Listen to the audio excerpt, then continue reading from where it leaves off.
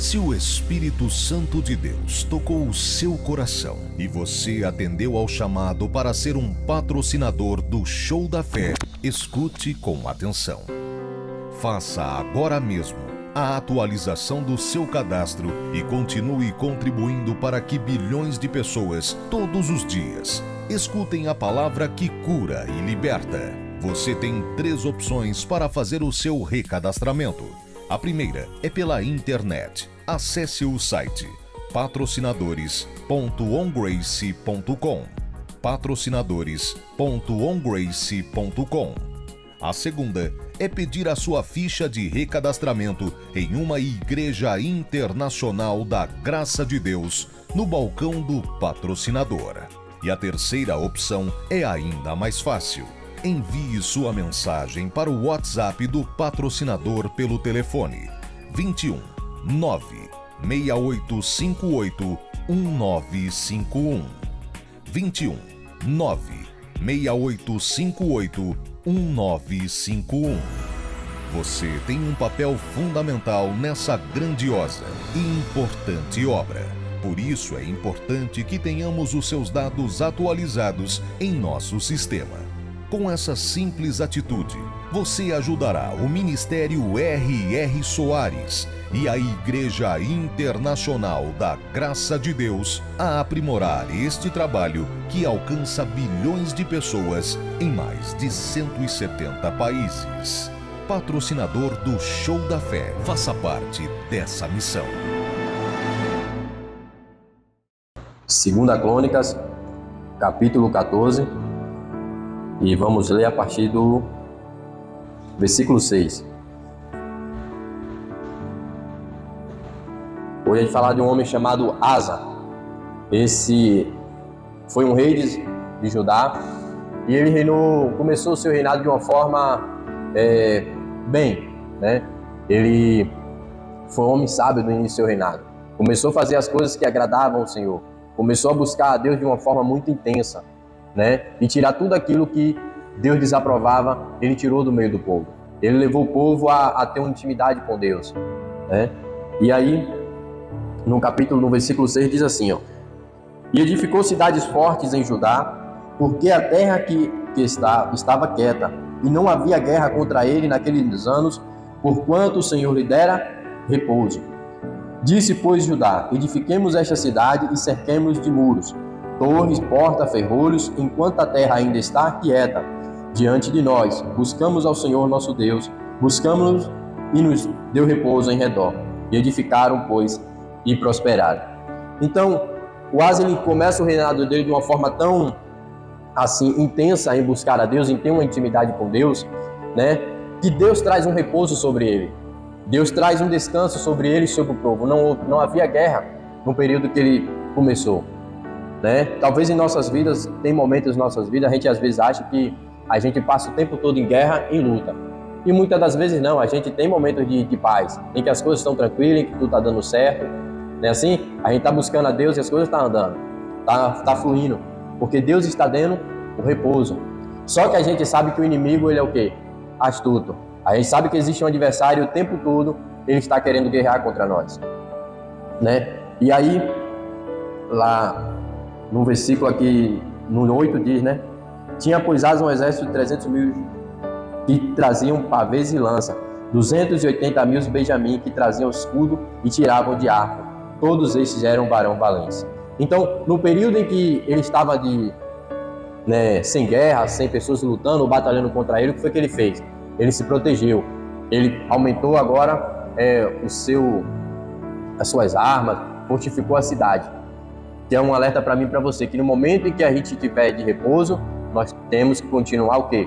De uma forma se preparando.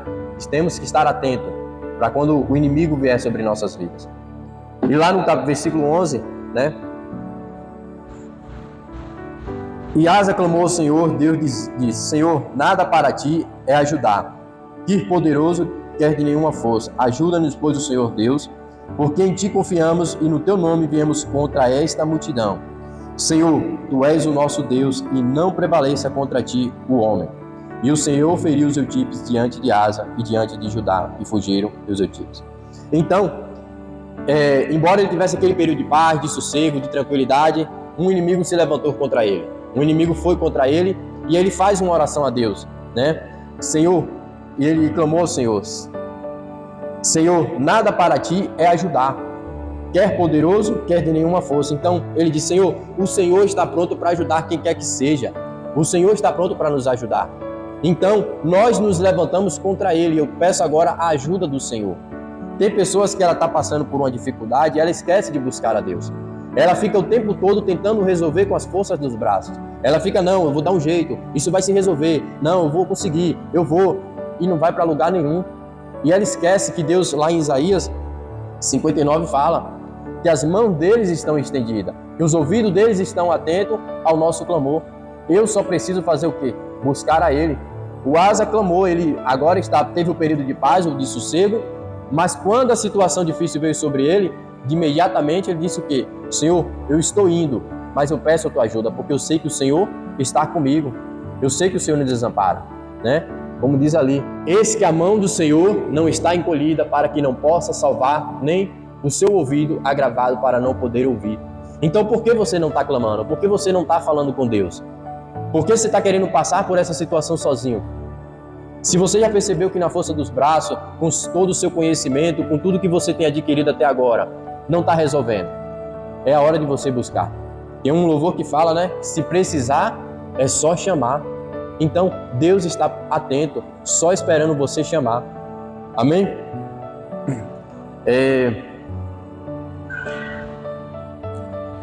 Agora vamos dar um pulinho aqui no 16, aí mesmo no capítulo 16, 2 Crônica 16. Os céus estão abertos, meu irmão, para nos ajudar. As portas dos céus estão abertas. Amém? 16:2 diz assim: então tirou Asa a prata, ouro dos tesouros da casa do Senhor e da casa do rei, e enviou Ben-Hadad, rei da Síria, que habitava em Damasco, dizendo: aliança entre mim e ti, como houve entre meu pai e o teu. Eis que te envio prata a ouro, vai, pois, aniquila a tua aliança com Baasá, rei de Israel, para que se retire de sobre mim. Aqui ele já está passando por outra guerra, já é outra situação, é um outro inimigo. Só que em vez de ele ter a mesma atitude que ele teve da primeira vez, que muitas das vezes nós cometemos esse erro, né? Ele fica desesperado, ele fica com medo. E aí o que ele faz? Ele vai mexer aonde? Nos tesouros da casa do rei, e ainda vai mexer nos tesouros do templo, para dar a um outro rei para ajudar ele nessa batalha, sendo que ele precisava chamar a quem? A Deus, né? A pessoa está passando por uma situação difícil, como a irmã contou o testemunho aqui, e aí às vezes o que está na mão dela ali é só o que ela às vezes propôs no coração de dar uma oferta à casa do Senhor, é o dízimo, é um voto que ela fez, e aí de repente ela olha para ali para a oferta e olha para o boleto, e olha para a situação e diz: eu vou ter que usar. E ela deixa de honrar a Deus, algo que ela propôs no coração, é algo que ela fez um voto com Deus. E aí o que ela faz? Prioriza aquilo. E ele fez isso, ele temeu aquele rei, aquela guerra, e mexeu no que era do Senhor, e mexeu naquilo que ele não poderia mexer. Amém? Não mexa no que é do Senhor. O que é para Deus, recentemente eu falei sobre o dízimo aqui, não vou entrar no tema novamente, mas se é de Deus, não devemos mexer, pode ser a situação que for, porque ali é um voto que você tem com Deus. Amém? Então, se mantenha firme.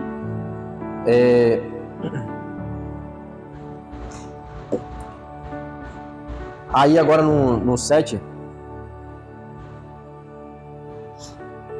versículo 7, aí no 16 mesmo.